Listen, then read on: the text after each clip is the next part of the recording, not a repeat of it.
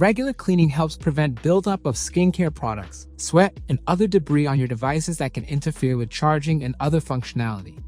Avoid using abrasive materials, ultrasonic cleaning tools, solvents, alcohol, and steam to clean Meta Ray-Ban display, as these can damage your device.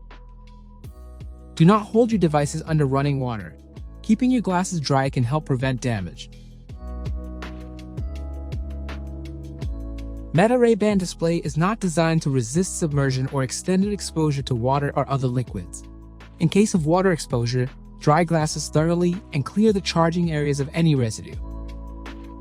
To clean Meta Ray-Ban display, use the included cleaning cloth to gently wipe the lenses, camera lens, glasses arms, and the nose bridge. Dry off the glasses and charging contacts completely before putting them back inside the charging case or wearing them. We recommend always storing Meta Ray-Ban display in the charging case when not in use to protect them from drops and scratches. For more videos and information about using Meta Ray-Ban display and Meta Neural Band, visit the Getting Started Hub by scanning the QR code on the reference guide. You can also visit our Help Center to learn more or contact Meta Store support.